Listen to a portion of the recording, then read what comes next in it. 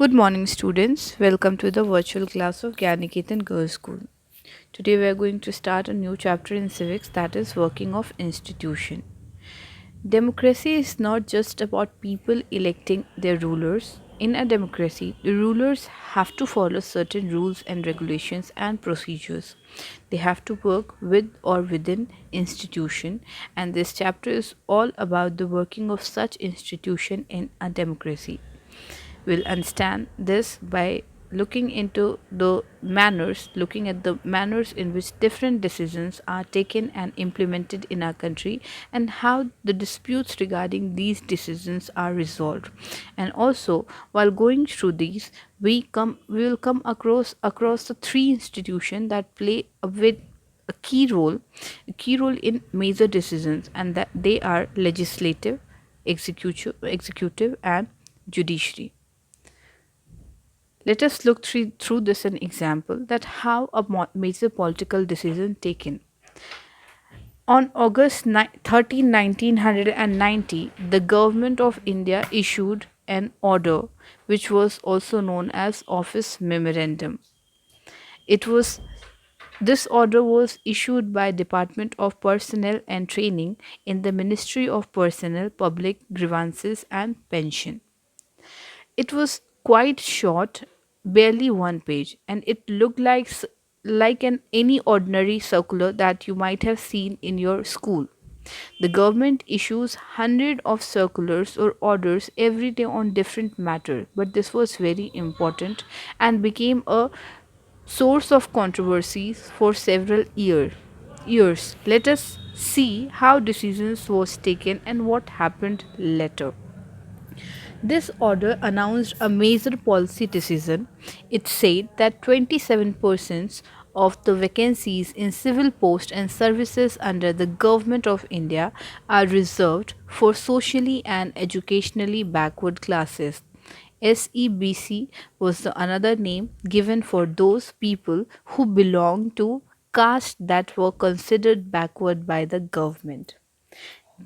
Benefit of job reservation was still now available for only SCs and STs, but this was the third category that was introduced. And only person who belonged to backward caste were eligible for this quota of 27% job, and other could not compete for this job. So does this order was just so simple that it came and gave reservation to certain backward class, or certain other institutions was also involved in this decision making. So let us see this through decision makers who decided to issue this memorandum. Clearly, such a big decisions could not be taken by the person who signed that document. The officer was merely implementing the instructions given to by the Minister of Personnel, Public Grievances and Pension, of which the department was a part. We can guess that such a major decisions would have involved other major functionaries in our country. Let us see certain other functionaries and institutions which might have been involved. President. President is the head and the highest formal authority in the country. Prime Minister is the head of the government and takes all major decisions in the cabinet meetings.